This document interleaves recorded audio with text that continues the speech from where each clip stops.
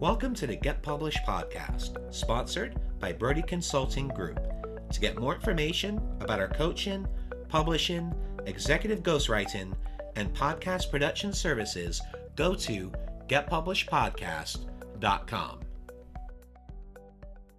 Hello, I am Paul Brodie, and thank you for joining us for another episode of the Get Published podcast, where we help authors get published with a proven system that works. Today, we're being joined by Robbie Samuels, author of Croissants versus Bagels, Strategic, Effective, and Inclusive Networking at Conferences. Robbie, welcome to the show. Thanks so much for having me. Are you ready to get started? Absolutely. All right, question number 1. What is the one piece of advice that you would give to a first-time author who is currently writing their book? Well, there was this moment during the writing process for me when I realized that while I had been sort of counting down towards the date that I would finally have my book published, that date was actually day 1 of the book's success. It wasn't like the end date, it was the beginning. So I think as soon as you can, wrap your head around questions around what comes after the book. Like, what is the purpose of writing this book, and how is it going to serve you? And if you're thinking of this as a business, how does it serve your business? If you're trying to tell your story, who do you want to have hear your story? Because there's a lot of focus on just the details, getting the story written, getting the book, created, whether you're self-publishing or working with a publisher, like getting the cover design. All those things are sort of currently your challenge, but then what comes next? Is it a course? Is it a keynote talk?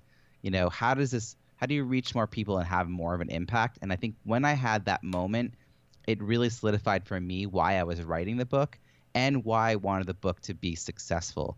Why I wanted to make sure that it didn't just get, a notch on my belt that I did it, but I wanted people to actually read it because I knew I was creating a valuable resource, and that all kind of coalesced around, this is not just work to this date. It's like that's the beginning of the rest of the book's life. And what do you feel is the hardest part about getting published? Writing the book. Oh, yeah. That's so hard. I love the launching part of the process. That is totally more my speed. The patience to sit down and write, and I learned a lot from a lot of great sources and coaches, around mind mapping and then writing an outline. And then every time you sit down, you further outline a chapter. So you're never staring at a blank page. I think that those little tips really help me. But actually getting it written is really hard. And also keeping up your spirits, because it can be a lonely process, particularly when you feel like you're just isolating yourself. So I think part of this is making sure that you are sharing your journey externally, that you're telling people about this, partly to hold yourself accountable. So start talking about your book. Like, I've already published one book, so I always refer to that book as my first book so that it's clear that I have intentions to write a second book and a third book. And so just sharing with people what you're working on, inviting them into the process. I've held master classes, free online Zoom calls, essentially, to have people engage with me around the material, and then use the transcription to help me write the book. But also, I'm learning from my ideal readers as I'm writing it. So as much as possible, stay engaged with this process, build a community with you around it. Because I think the hardest part is having a well-crafted message that people are going to want to read. Well, let's talk about marketing. So please share a marketing strategy that you have used in your book launch that has worked well. Well, so I published my first book in July 2017, and I think there's a distinction between the date that it was published and the date that it launched. So it published on a Monday night, and it launched the following Sunday. And in between, there was this sort of stealth launch period where only people who were on my launch team knew. I mean, it was publicly available on Amazon, but I wasn't promoting it publicly. And I was working for weeks with this launch team. It was several hundred people. It was 330 some odd people around, sending me their reviews ahead of time, and then I was sending it back to them. I was using a mail merge feature to make sure that people got an update and a reminder from me and a step-by-step how to do something only if they needed the information. Here's the review you sent me. Here's how you put it on. So when it came to actual launch day, I had 100 reviews on Amazon, and a week later, I had 150 reviews on Amazon. It also meant that my email list was being built around quality leads. So I had previously had this email list. It was sort of random who was on it. I didn't really know exactly what I wanted to do with it. This group of people like immediately doubled the list, and from there I started doing a series of free master classes that has doubled and tripled it since then. But I think having a really strong and engaged launch team was really important. Partly how I got that, though, I've done some tricky things. One of them is with LinkedIn. Every time you add a new job on LinkedIn, it can be pushed out to your network, and so you can write that you're an author even before it's published, and then when people automatically send you the congrats on your new job, I would have this little response, that I would personalize and send each of those people, letting them know like what the timing was of the book and how they could actually join my launch team, and here's the process, and here's a link to actually join my launch team through a landing page. I also created a Google form. So after people join my launch team, they were added to my email list and then sent directly to this Google form where I got more information about them, including what country they were in. Because if you have someone in Canada and you're in the US and they leave you a review, you're not going to see it. So you don't want to like chase down and harass people for a review when they've actually done it just on the Canadian site. And so I was using that information to track reviews worldwide. But it led to some really wonderful connections. I had someone host a virtual launch party for me, which was really great. I had people help me with my in-person launch, help me get on podcasts. So I think just by inviting people to participate and engage them along the way, it led to reviews and strong sales, and Amazon pushing it out on my behalf and calling it, it was a #1 new release and a hot new release, and it hit #1 in 3 categories. I think there was a lot there. Choosing categories wisely is a big part of that, but I think the launch team was sort of the crux of it. Well, and when we were talking before the show, you mentioned about how you got 150 reviews in a week, and I mentioned, that's going to be the hook for this show, because that's just truly amazing that you got 150 reviews in a week, and I'd like to take a little deeper dive into that. So you utilized LinkedIn. What were some of the other things that you utilized to build up this squad, so to speak, this tribe, to be able to, and I think you mentioned you have 330 people, and of those, 150 left a review, which is incredible. Typically, you're lucky to get 10 to 15% of that amount, and the fact that you got almost half, I'd really like to take a little deeper dive into that. So my goal had been 100 reviews on my launch day, and I had gone with the assumption that I could get a third of them to follow through in that tight time frame, and that's basically what happened. The 50 reviews that came in after, some were from my launch team, but there are actually quite a few that were organic. When you pass 100 reviews, people start to leave reviews themselves that were not part of your launch team. And actually, the reviews that I'm closing in on 200 worldwide now, those reviews are actually now organic. People see that people are reviewing this book. I think of the sales page like on Amazon, like that is a sales page, and your reviews are social proof. I am a podcast host. I often get referrals for guests from these companies that place people on my show who've written a book. But when I go to that Amazon page, they have less than 20 reviews. So they've paid someone to, submit them as a guest prospect to my show, but they haven't made any effort to like build up the social proof around the actual book. And that's why I thought it was really important to make an effort there. I had a link that was really easy. It was like, robbiesamuels.com/launch team. I think it's still live. People could check it out.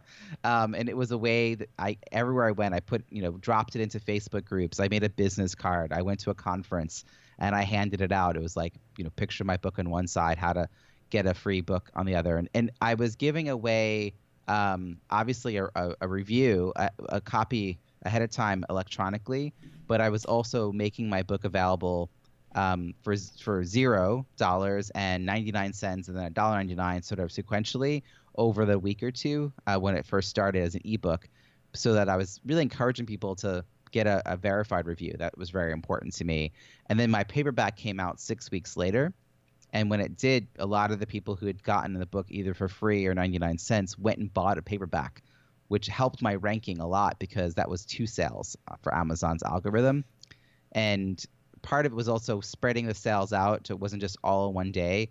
Having continuous sales over several weeks kept me high in the rankings. So I was relentless about inviting people into the process. LinkedIn was definitely one of the strategies. And then actually getting people to follow through, that's hard. People set an intention, and I practice what I call polite persistence. And so I was sending them, ever increasing numbers of emails. If they took the action, they no longer got an email until the next action was timed.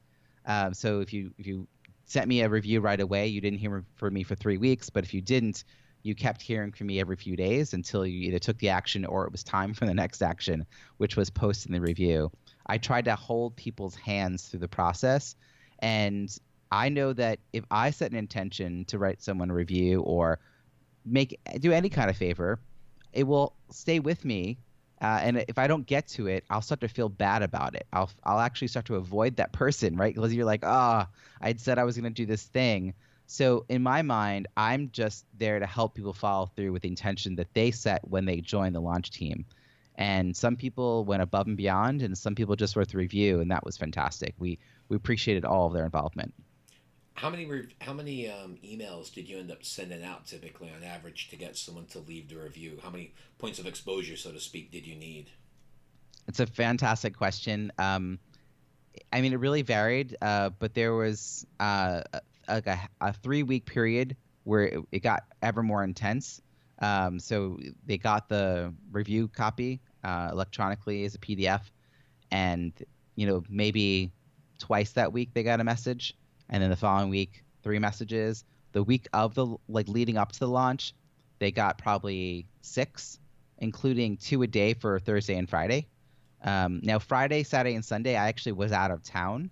I was on a little bit of a vacation after working 3 weeks straight. I went to Cape Cod, and so in some ways, even though that was my launch weekend, that was just waiting for things to happen because it was already in place. And then the work started again on Monday. So there's just a lot of lead up to that moment to get it to run well, and then the follow up and follow through was just really like keeping track of who sent what. So you mentioned you sent 2 emails the first week, 3 emails the second week. How many emails did you send the third week? Probably about 6, Wow. including 2 a day for Thursday and Friday, because that was the day that I needed people to actually start to leave reviews. So it was sort of a morning and night, like download it was free those days too. So it was like download the ebook, and at night it was like, okay, you've had a chance to flip through it. Now answer these 3 questions. Pick one of these 3 prompts and then write your review. If you already sent me a review, I was like, here's your review from previous. I was trying to, Paul, separate out the writing a review and leaving it because I think people get a little hung up around writing a review. Like, what do I say? They get nervous about it. So giving them 3 or 4 prompts was helpful. Giving them some sense of like focus on these aspects of the book. You know, something to help people sort of narrow down what they want to talk about. Letting them know it doesn't have to be 3 paragraphs. It could be 3 sentences. And then the actual posting reviews, a lot of people never do that on Amazon. And in fact, if you haven't bought $50 worth of Amazon products in the previous year, Yep. you can't leave a review. So you actually have to like give people some heads up about that. But getting them that, and then you end up doing a lot of customer service. People don't know where the ebook went, how do they get it, what reader did it go to. so so it's funny because you're in the middle of this launch, but you're also helping people like figure out like which Kindle did it go to and how do they find it and how do you read it if they don't have a Kindle, and can you do that, and you're like, yes you can.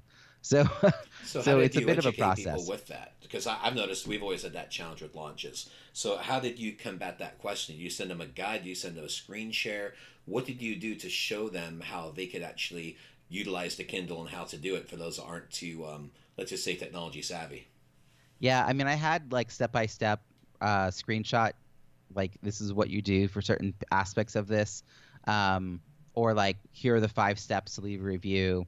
I also did a video screen share, like record your screen. I did that for some of the steps to really help people understand the process. Or where do you go? What do you have to fill out? Where do you click this? If I got a question, I made a quick video so that the next person who asked, I had it at the ready. I was also emailing them a lot, so they had no problem hitting reply and asking their question. Um, People who were really committed were like, I want to figure this out. And I think people were mostly disappointed if they left a review and it got taken off. So I was very clear, like, this has to be an honest review. And, and you should say what you mean. Like, don't add fluff, talk about the book. Don't talk about me. And so things like that. I didn't want people to get dissuaded because they would write something glowing about me as a speaker. That's not what the review is about, though. And I was like, no, that won't work because it's about me. It's not about the book. You have to write about the book. So go and read it. Well, I was going to ask you, so you mentioned you gave them 3 prompts. So could you clarify that a little bit? Because I think what it sounds like, you're not giving them like a review to leave. You're just kind of leading them in direction to go, hey, these are some things that you could talk about. Yeah, it was things like, what was your biggest takeaway? What action are you putting into practice because of this book? How has this book changed the way you do work in the world? Those kinds of prompts. Um, what was your aha moment? Or what did you realize you do right? Like those are the kinds of prompts that I mean.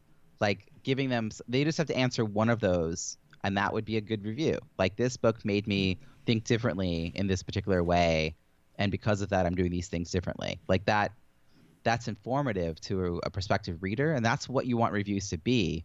I mean, it's nice to have 5-star reviews, but I want them to be, more importantly, helpful. I want them to actually provide information for prospective readers so that they know, is this a good book for me? Because the worst thing to happen is people, write glowing reviews, but then when people buy the book, it's not what they're expecting. Yeah. And it's not meant for them. So if you have a book that's written for a very basic intro level audience, it's very important that the reviews say that, because you don't want the more advanced person picking it up and being really disappointed that it wasn't more advanced, or vice versa. So I was very careful about letting people know, like, you just gotta be clear on what it is to you and how it helped you in your business and how it's helped you in your day to day, because it's about conferences, right? We all go to them. So people were very clear, like, oh yeah, I have a story to tell about that. Well, and the other thing too is, you did send a lot of messages, which I thought was a great strategy. But did you get any pushback? Did you get people going, "Please stop contacting me" or anything like that? Because sometimes people, they get a little offended with, with that friendly persistence, so to speak. I mean, we've seen that in certain things where, like, don't contact me anymore. I'm not going to be part of this. Those type of things. I mean, they're few and far between, but they do come up from time to time. Well, part of the way I did this is that I didn't send these messages out through a mailing list system. Like I didn't send it out through MailChimp or Aweber or Drip or any of those systems. I sent it out through a mail merge system that works through Google Docs and Gmail. Mm-hmm. And what that means is the messages that people got were messages from me to them. It was addressed to them personally. It's written in a friendly tone. It was written the same way if I had opened up my Gmail and just written them a reminder note. That's the kind of message they received. And I was very careful to filter out people who took the action. So if I was requesting everybody send me their reviews in advance, as soon as someone did, they stopped getting those reminders. Yeah. And so then they wouldn't hear from me for a few weeks. And then when it was time to actually post them, I would actually mail merge back to them what they had given me, which makes it easy. So I would say 99% of the people on my launch team, and I've sold my book launch coaching to auctions for the National Speakers Association, and it was because people were talking up my services because they were on my launch team. And they were like, I felt really held the process. I always knew what to expect. Now, the very last one, I sent some message. My last message, it was like, I'm sure you're just thrilled to see me in your inbox once again. And someone wrote back and was like, yeah, no, not really. Nice. And I was like, fortunately, that was the last one.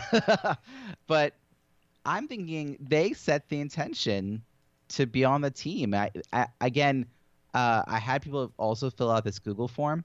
So over 80% of the people on my launch team both gave me their email address through a landing page and filled out the Google form. And so that's how I kind of made my initial spreadsheet to do the mail merging from. So that's a higher level of commitment. I was trying to weed out the people who were like, I'm not really going to do this. I just want to like see what this is all about. So, I mean, your mileage will vary, right? Yeah. But I do think that if you keep the tone friendly, you keep the focus on providing value to them, the value of the book. You know, a lot of us, I mean, I've got stacks of books that I have bought because my friends write books. I don't always get to them. So, like, if someone was really holding me to it, I would place a higher urgency to read their book and write that review sooner, which is kind of what they want because they want me to actually read their book. And, you know, me not being held to that higher standard means I'm also possibly not getting around to reading the book, which is a shame. Well, let's talk about your favorite book. So, what is your favorite book? And what was the number one thing that you learned from it? This is a hard question. This is Oh, such a yeah. hard question. Okay, so I'm going to name a few. That's okay. So The Connector's Advantage just came out, and it's by Michelle Tillis Letterman. It's subtitle Seven Mindsets to Grow Your Influence and Impact.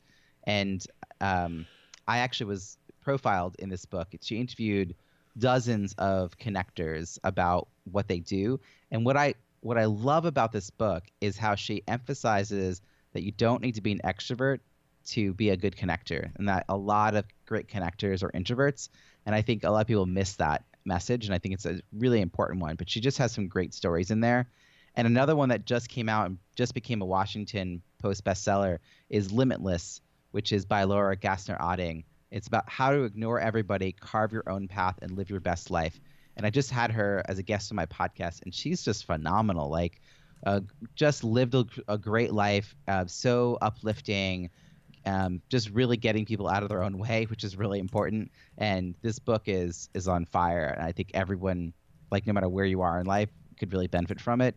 So those are two like top of mind ones. And then Entrepreneurial You by Dory Clark is her third book, and this one was just so powerful because she interviewed 50 people about different revenue streams that you like. I wanted, for instance, to learn about running a mastermind, and she interviewed Liz Scully, who specializes in running masterminds. And so I read the book, I learned that, and then I went and I contacted Liz, and I actually got to take a course with her and be in a mastermind run by Liz, which just made me a stronger coach.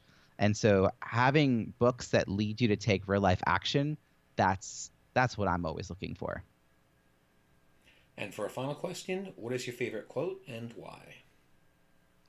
Oh, it's my favorite quote is never doubt that a thoughtful group of a small. What I now have to think about what this quote is. It's never doubt that a small group of thoughtful, committed citizens can change the world. Indeed, it's the only thing that ever has. It's I've just always lived by this idea that we collectively have power. I mean, Margaret Mead wrote that quote a long time ago. I would change citizens to people because I think you don't have to be a citizen to have that impact. But I just think that we forget sometimes how powerful we are when we work together. Well, Robbie, I want to thank you for being a guest on this show. What is the best way for people to find you online? So they can find me at robbiesamuels.com, and a free resource on a masterclass that I created around book launches. They can find it at robbiesamuels.com/book launch FAQS. And I'm happy to have anyone reach out to me on social media. It's at Robbie Samuels. Well, Robbie, thank you once again for being on the show, and I wish you all the best in your author journey ahead. Thank you.